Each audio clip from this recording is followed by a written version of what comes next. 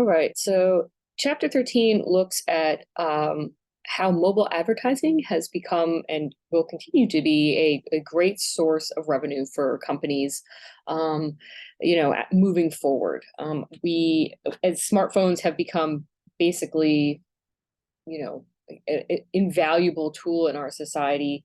Um, that we spend more and more time on our phones doing things other than just texting and making phone calls and taking pictures, right? That all of that, whether we like it or not, and all of the apps that come on on our phones and the things that we download become places for advertising opportunities. And that is I think something that marketers have really kind of grabbed onto in the last several years here. So when we talk about mobile ad spending, you can obviously see some trends when we compare these two charts here. The first chart is looking at the activities or the things that we do, time spent doing those activities on our phones that don't include making phone calls. So if you look at just how much time we spend on our phones doing things other than making phone calls, we're talking almost 300 minutes a day, which is staggering when you think about it. Just scrolling and texting and all the other apps that we have on our phones, spending time doing whatever it is we do on those, playing games. And so with that kind of data, you can definitely see how there would be an interest in advertising and allowing, finding space within the apps that we use to advertise to us. The apps that are free are the places where we're going to see the most of those advertisements, obviously, because that's how the apps make their money. But mobile ad spending has, doubled in the last, more than doubled really, in the last 4-ish years or so. So we're seeing ad spending, just mobile, in terms of billions, and the percentage of total digital ad spending up there and increasing kind of slowly, but still increasing as you move through the years here. So a really good source of, a source of revenue, a place for companies to advertise. Whether or not we pay attention to any of that advertising is to be determined. If you look at some of the ads in, the apps that you don't pay for, right? Think about how many of those ads you actually pay attention to. Do you just, do as much as you can to kind of click through as quickly as possible? Do you take the time to look at what those ads are? I mean, it is kind of, for better or for worse, the effectiveness of it is, something we can definitely think about. But when we talk about how people use their phones, right? I think that this little chart tells us a lot about how people end up using their phones, for what purposes, right? That we are, obviously smartphones have gotten a lot smarter. They've become more, more valuable to us in the day-to-day. Every app that you can imagine, every experience that we have is usually starting with an app, right? You want to go to a baseball game, you need to have the MLB app. You want to go to a concert, you've got to have the Ticketmaster app. You want to shop with a store, they have an app. So everything that we do, just day-to-day functioning, often is also paired with some kind of app. And that's not even including the social media apps that we use for just entertainment content. So the technology has gotten better, right? The screens, right? So when you think about video, right, the quality of the video has gotten immensely better. So what we would once watch on a TV because the quality was better there is now just as good, if not better, on our phones. So very good opportunity here. And if you look at what the chart here is kind of distinguishing in terms of the moments or the reasons that we use our phones, that we're using our smartphones to look things up in higher capacities than we ever have in the past. We use them to search things on the go. We use them to search, the near me feature, right? If you type in like restaurants near me into Google, it allows for your location to be used to determine what's near you physically, right? Distance wise. Um, and that is an opportunity for a company to advertise. I know I've looked up, if you search restaurants near me and it brings up your map, that you can pay to have your restaurant featured in that space, that you can have your company pop up in those searches on the map. And so rather than people having to just use Google to then search for a restaurant and then go to the map, that you can do all of that within the Google map, within the app itself. So it gets people to your companies a lot faster than if they had to kind of filter through something online in a Google search. I think these statistics and these numbers are very telling, right? That we are using these apps and we're using our phones for a variety of different reasons, and these numbers keep increasing. I like this last one here, right? That 82% of smartphone users consult their phones in a store while deciding what to buy. Why are we doing that, right? Have you ever done that? Are we looking for better deals? Are we trying to read some reviews? Those are all really good opportunities for companies to get their ads, get their content and their products in front of us. As we use our phones for all the reasons that we use them.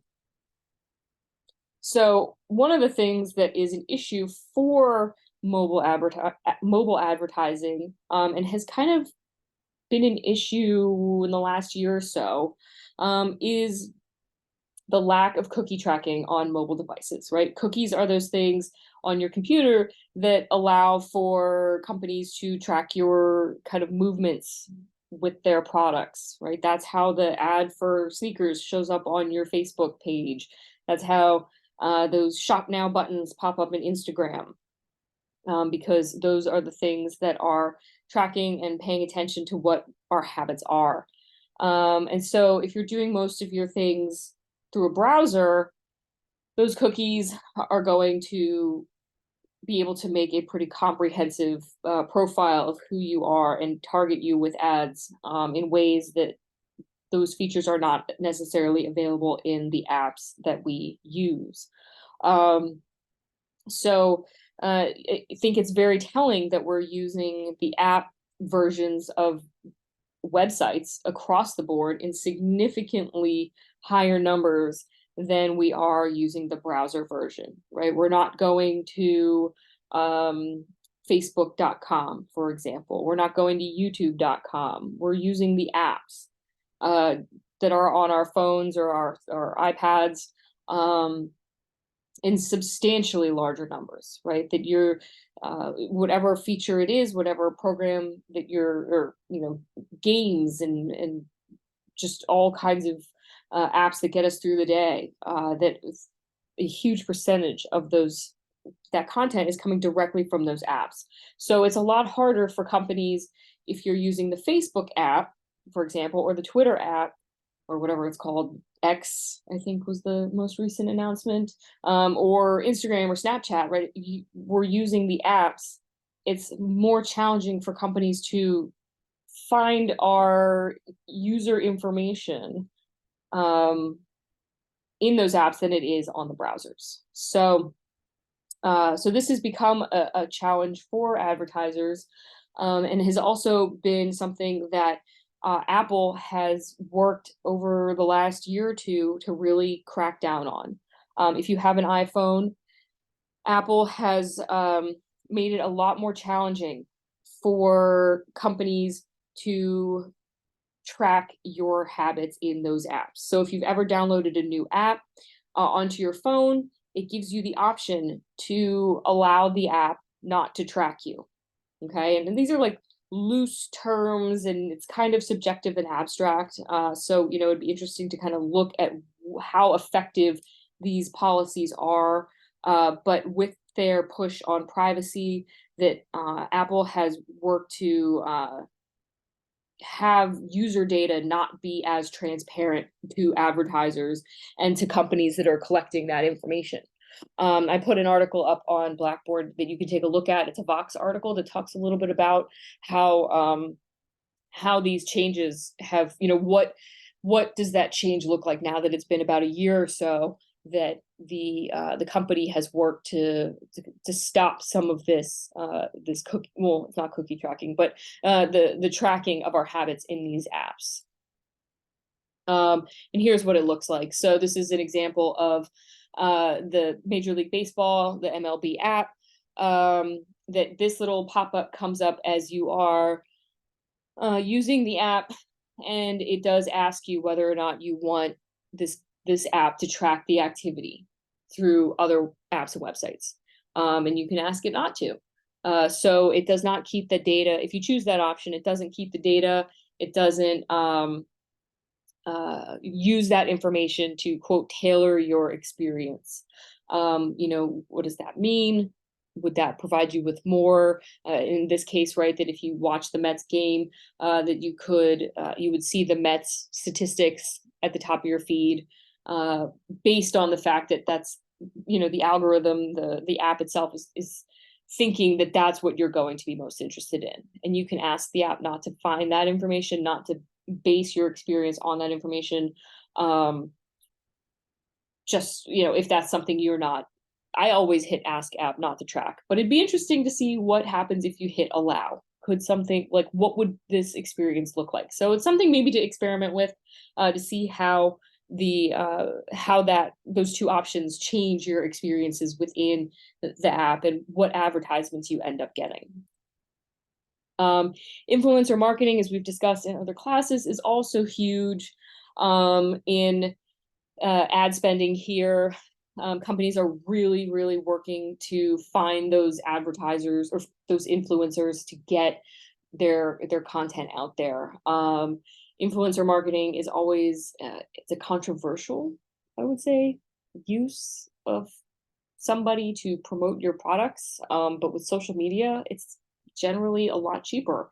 That if you have an influencer who is, has a large following, people who may or may not be following your company, that they've just advertised your brand or your product or whatever it is that you've got to their large following of, on Instagram or Snapchat.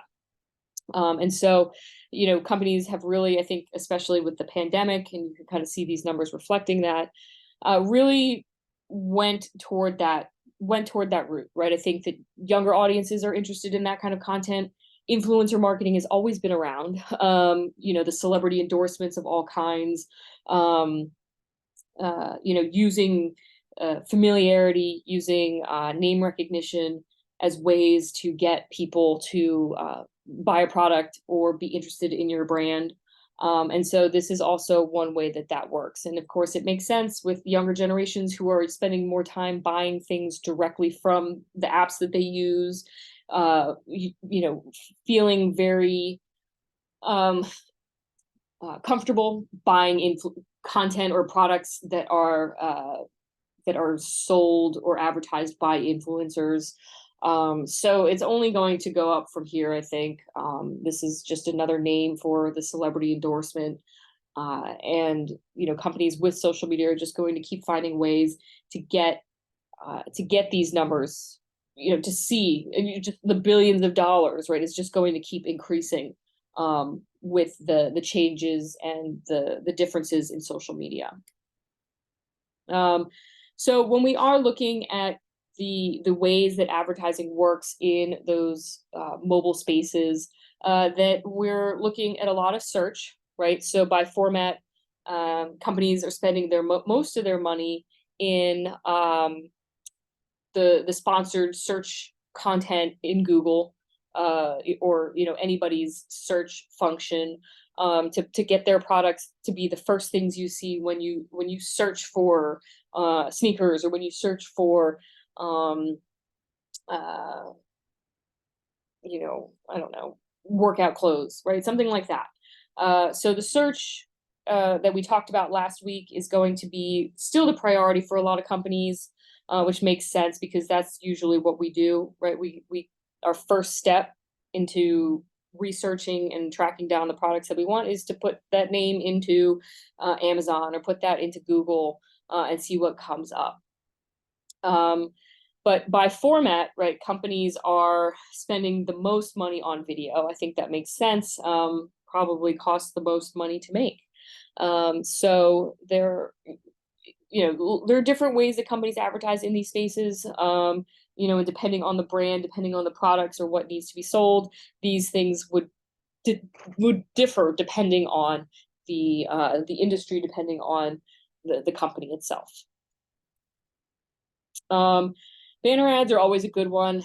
They are the two different kinds here, right? We have the interstitial ads that run full screen. So if you've ever played a game, if you've ever used a free app of some kind that relies on these kinds of ads, right? They're the ones that take up the whole screen.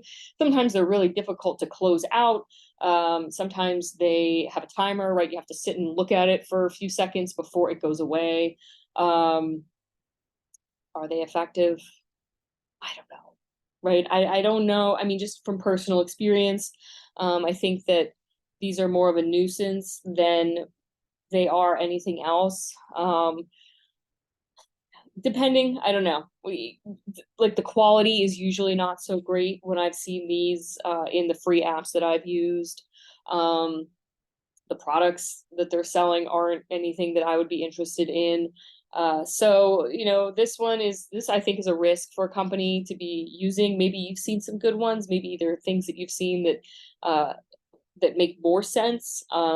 But they it's a hit or miss, I think. The expandable ads are also you can use those as well, but they're there to kind of entice your user to find out more about the product. It's helpful in the sense that it works within whatever app that you're using. So when you click on it, it doesn't open up a web browser. It doesn't open up some other app.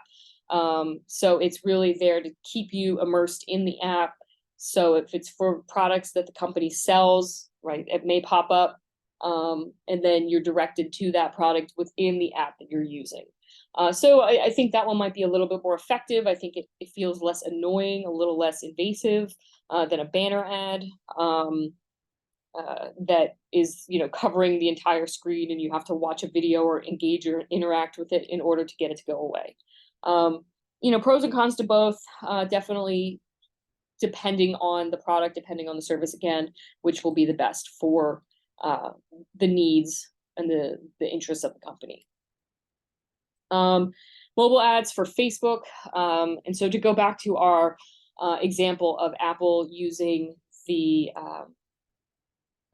trying to get apps not to track your experiences, Facebook was not very pleased with the outcome of that decision for Apple, because it meant that they were, as we know, Facebook relies entirely on advertising to make money. It relies entirely on the use, right? How we use it as consumers, the content that we share to make its money. But Facebook is definitely relying mostly, if you look at this chart here, almost entirely on advertising, mobile advertising and desktop advertising to make money. Significantly more for mobile advertising. But they were not pleased when Apple started cracking down on that, ad tracking, because it meant that Facebook's bottom line was going to be impacted if people aren't able to, or people aren't receiving the targeted ads that Facebook would hope they would receive, right? So if you're somebody who likes to go camping and all of a sudden you've selected, and asked Facebook not to track or to, curate your experience based on your other kind of habits across the internet, you're not going to click on that ad for camping gear on Facebook, because there won't be an ad for camping gear on Facebook, because you won't be targeted as a user. So Facebook obviously had an issue with that, but that's Facebook. And so it is, right? We're seeing some pushback to just the like onslaught of advertising that we receive on social media. I think the conversation about what is being put in front of us is kind of coming to the forefront. And moving forward, it will be really kind of interesting to watch how these platforms handle advertising, and how they when your company is largely reliant on advertising, what how does your company stay afloat, and what are the rights that we as consumers have with the data that we are giving to these companies to be turned into advertising, to be turned into content for us as users. So thinking about all of this, that we are really going to see more of a push toward the mobile ad experience, the mobile just everything experience. We're on our phones more. We are buying things. We are using them as a resource in so many ways, that that we are going to be seeing just how the pervasiveness becomes, how it changes moving, as technology gets better, as people become more, reliant on their phones for things.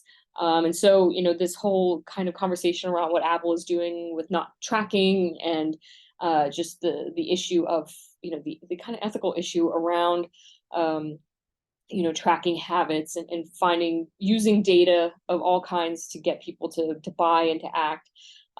It will be kind of, worth checking out and worth thinking about, as we, head into, an even more connected space of social media and advertising.